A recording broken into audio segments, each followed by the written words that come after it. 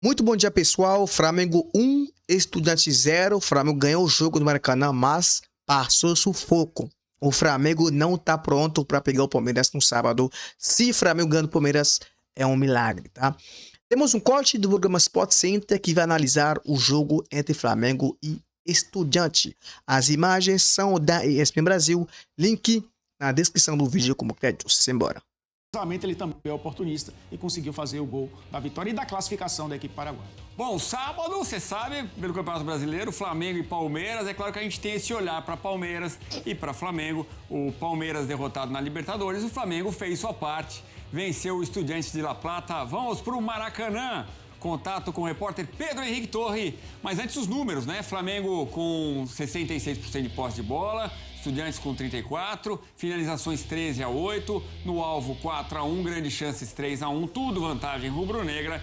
As ações na área rival, placar de 16-9. Agora sim, então, Pedro Henrique Torre trazendo as informações direto do Maracanã. O Flamengo bem na fita, líder do campeonato, esperando a confirmação oficial daqueles 3 pontos de Medellín. Fala, Pedro, tudo bem? Tudo bem, Edu? Um abraço para você, abraço para o Elton, para todo mundo que assiste a gente. Bom dia, né? Estamos aqui, Maracanã, para esse pós-jogo dessa partida aí, uma partida importante para o Flamengo. Venceu por 1-0 o Estudiantes, um gol do Pedro, que aproveitou a falha do Muslera ali. E aí o Flamengo chegou aos 10 pontos. No grupo A, não pode ser alcançado mais pelo Estudiantes, que tem 6 pontos, faltou uma rodada. Independente de Medellín também, mesmo que alcançasse o Flamengo, tem a questão do confronto direto, que é o desempate. Esse ano o Flamengo venceu por 4-1 no Maracanã e muito provavelmente vai ganhar os pontos da partida que não ocorreu há 2 semanas na Colômbia. Mas, como eu disse, é um jogo importante para o Flamengo.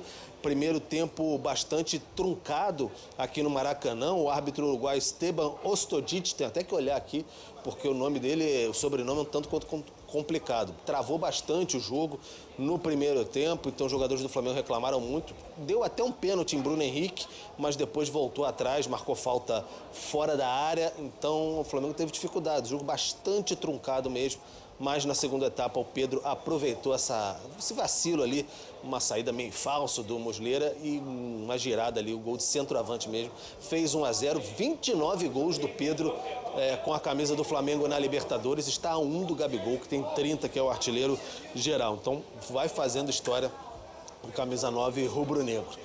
Jogo, como eu disse, bastante importante. Flamengo classificado, tranquilidade do morador. E aí a gente conversou por aqui com os jogadores, né? Os jogadores, o técnico Leonardo Jardim falou também. Enfim, todos os personagens dessa partida vocês acompanham agora. O jogo contra eles, a gente sabe que é um jogo sempre muito picado, principalmente antes do gol. Eles tentavam demorar muito para reiniciar o jogo. Eles sabem que isso poderia dificultar um pouco o nosso jogo, esfriar o jogo.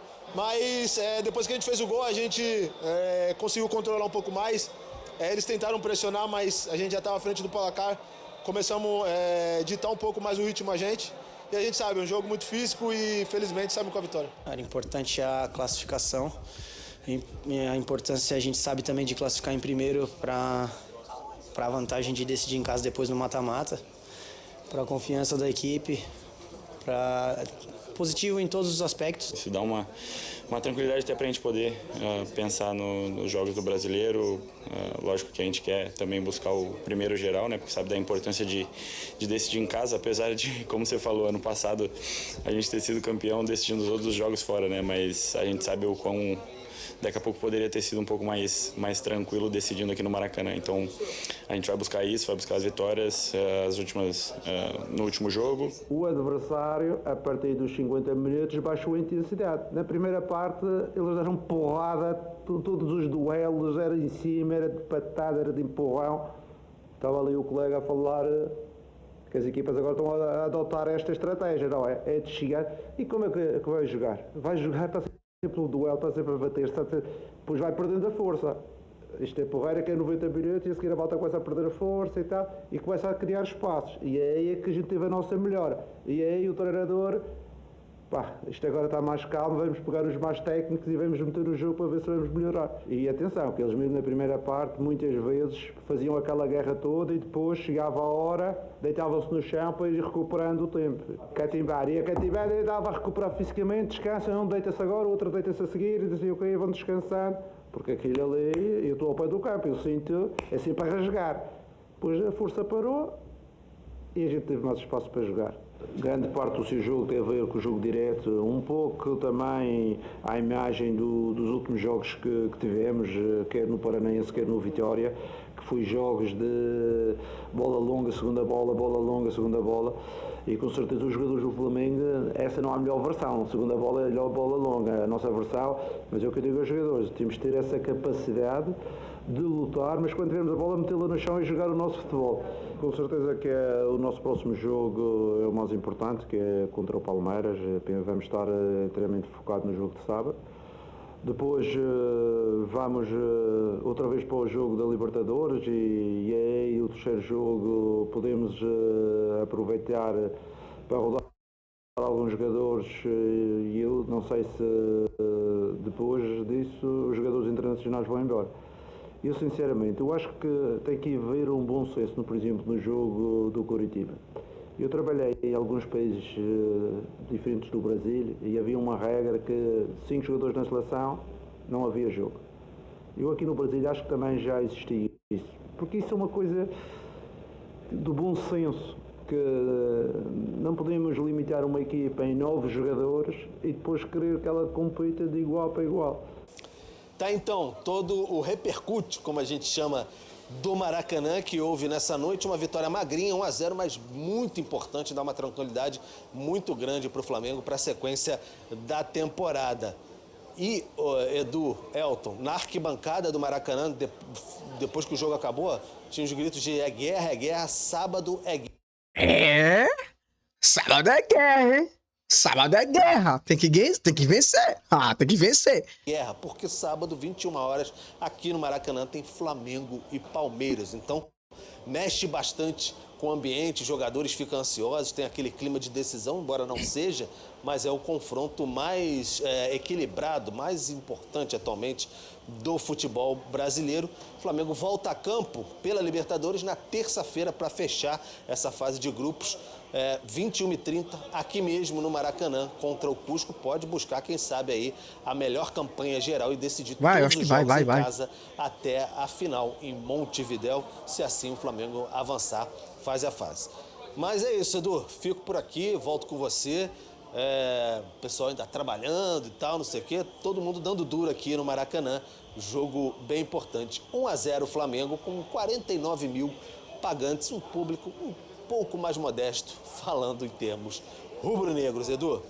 Valeu, Pedro. Agora é... Cara, o sábado é uma final. No sábado é uma final. Flamengo precisar vencer o Palmeiras. Flamengo não pode nem empatar. Flamengo precisa vencer. Se Flamengo quer ganhar título brasileiro, tem que vencer. Não pode empatar ou perder. Se perder ou empatar, é fora Jardim já. Porque se fosse o Felipe Luiz ou um outro técnico brasileiro, já estaria na rua já. Já estaria na rua. Então, é vencer ou... Cara, sei lá, mano. Tem que vencer. Não pode nem empatar esse jogo ou perder esse jogo. É guerra, como que ele já falou ali. É guerra. Tua hora de descansar então, garoto. Vai nessa. Você merece. Muito bem, o Flamengo que, ao perder o Arrascaeta, também viu diminuir o número de gols, né? Agora é só o Pedro que vem marcando. Então, o Flamengo produz, como a gente viu os números, mas consegue só 1-0 na conta do chá. Né? E o Flamengo que se despediu da Copa do Brasil, eliminado pelo Vitória, consegue um bom resultado, né? Vai se classificar em primeiro e na Libertadores vai bem. Mas tem isso, né? Tá precisando criar mais. Concluir melhor as jogadas. E o gol sai no erro defensivo do Estudiantes, forçado pelo Flamengo. A gente tá vendo a classificação, Edu. O Flamengo já está classificado. Já Ele não tá contando aquela confusão do jogo com o Independente Medellín. Exatamente. Né? O Flamengo vai ganhar os 3 pontos, inclusive o Independente Medellín nem mandou defesa, né? Nem apresentou defesa. Então resignado, o Flamengo vai a 13. Vai a 12. É, o Flamengo... Flamengo... tá contando um ponto, não? Ah, não tá contando ponto nenhum, é verdade. São 10 pontos em 4 jogos. 3 vitórias e um empate. O Flamengo vai a 13 e aí, inclusive, termina como primeiro colocado. O Flamengo já garantiu classificação para a próxima fase como primeiro lugar do grupo, o que significa que podemos ter um Palmeiras e Flamengo nas oitavas de final? Podemos ter um Palmeiras e Flamengo nas oitavas de final. Podemos ter um Palmeiras e Corinthians. O grupo do Corinthians também, o Corinthians, se empatar nessa quinta-feira, garante o primeiro lugar do grupo com a rodada de antecedência. Podemos ter um Palmeiras e Corinthians? Também podemos ter. Flamengo garante... Penharol e Corinthians nessa quinta-feira, hein? Exatamente. Galo e Cienciano, Penharol e Corinthians nessa quinta-feira. Flamengo fez um jogo... Não vou dizer que é um jogo protocolar. Isso não é característica dessa equipe. São 4 ausências, né? Os 2 laterais, o Varela e o Alexandro. Uma ausência no meio-campo, estou falando dos que estão à disposição, né? O Paquetá e o Samuel Lino. Esses caras serão titulares do Flamengo no Flamengo ideal. O técnico Leonardo Jardim colocou o Carrascal para jogar por dentro e abriu o Luiz Araújo. Luiz Araújo necessariamente não é titular dessa equipe do Flamengo. Com a entrada do Paquetá, o Carrascal vem para o lado, né? O Paquetá joga por dentro. Ainda tem, logicamente, o Pulgar para se recuperar, que aí faria essa função ao lado do Jorginho.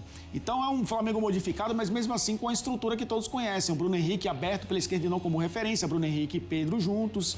Bruno Henrique força aquele lance do pênalti, né? Que no fim das contas o árbitro de vídeo volta atrás, né? Induz o árbitro a voltar atrás. E o Flamengo foi um time que teve volume no campo de ataque, foi um time que rondou muita área adversária, mas também teve alguns sustos, principalmente na bola aérea defensiva, né? Que ainda é algo que precisa ser ajustado, por mais que os 2 zagueiros sejam os 2 zagueiros titularíssimos, e um deles estará na Copa do Mundo. Mas a questão da bola aérea é muito mais pela exposição dos laterais, né? Com o Alexandro tem características diferentes da do Ayrton Lucas, né? Ele prende mais, muitas vezes funciona como terceiro zagueiro. E o Emerson Royal também, diferentemente do Varela, é um jogador que é mais apoiador do que um cara que vai à linha de fundo. Então é uma estrutura de linha de 4 defensiva diferente. Mas no fim das contas, nesse momento em que tá todo mundo pensando em Copa do Mundo e que faltam pouquíssimos jogos, né? E pouquinhos dias, né? Como diríamos lá em Salvador, é importante vencer, é importante resultado. O Flamengo conquistou um resultado importante que garante o primeiro lugar do grupo. Agora vai em busca da melhor campanha da primeira fase, o que garantiria ao Flamengo decidir em casa até a semifinal, caso vá passando de fase na Libertadores. É curioso, né? Que a gente se acostumou nos últimos anos. O Flamengo tem alguma dificuldade para se classificar e o Palmeiras avançar com tranquilidade. No passado classificou em segundo e enfrentou o Internacional, né, nas oitavas. Dessa vez a situação se inverteu. Mas teve o pênalti marcado e desmarcado. Por isso a gente convocou nossa especialista em arbitragem, Renata Ruel. Fala, Renata! Olá, meus amigos. Vamos falar do pênalti marcado a favor do Flamengo, que depois o árbitro marca somente falta. Há um calço. O defensor, ele calça de forma imprudente o Bruno Henrique, mesmo sem querer. A hora que ele está passando por trás do jogador, há um pequeno toque no pé esquerdo do Bruno Henrique que o desequilibra. É agir sem atenção, sem precaução ao disputar aquela bola. O árbitro no campo de jogo entendeu que foi dentro da área. Como é um lance factual de dentro ou fora e o VAR também entende que houve a infração, ele só avisa que é fora da área. E aí o árbitro entende que é um ataque promissor, por isso volta atrás, marca fora da área e aplica o cartão amarelo. Valeu, Rê, muito obrigado. Vamos pro intervalo rapidinho. O Santos estava vencendo, hein? Vamos falar de Sul-Americana. O Santos vencia por 2-0, sofreu empate do São Lourenço. O Santos tá complicado, hein? Final da Conferência Leste da NBA e a derrota. Tá louco. Mas assim, rapaziada, sábado é guerra, né? É guerra, mano, é guerra. O Flamengo tem que vencer o Palmeiras. Não tem como empatar ou perder esse jogo. Tem que vencer. Se o Flamengo quer ganhar título, tem que vencer, sábado. Tem que vencer. É um jogo que todo mundo vai esperar. Eu vou esperar esse jogo ali no meu sofá, assistindo esse jogo. Quero ver se o Flamengo vai jogar bola sábado, porque nunca jogou. O jogo de hoje ganhou porque o Pedro é fora da curva. Eu não sei por que não foi convocado para a Copa do Mundo, sabe? Então, isso aí, rapaziada. Espero que você goste do vídeo, nosso conteúdo, né? Todo dia nós trazemos, né, conteúdo pra vocês ali no canal. Se vocês gostam do vídeo, inscreva-se no canal, deixa o like, compartilha o vídeo. É importante ativar o sininho da notificação para não perder nenhum dos seus vídeos, né? Eu tô fazendo só isso pra comer, né, cara? Porque não tem como, né, trabalhar, né? É que eu sofri uma cirurgia, né, na cervical, tá? É que por isso não tô conseguindo trabalhar. Eu tô fazendo esses vídeos aí pra ver se eu consigo, né, comer, né? Ganhar pão de casa, sabe? Eu sofri uma cirurgia na coluna cervical, tirei um tumor na medula espinhal e não consigo trabalhar, né? Não consigo trabalhar mais, então tenho que ficar em casa agora fazendo vídeo ali, sabe? É complicado, é complicado. Valeu, até próximo. Fui!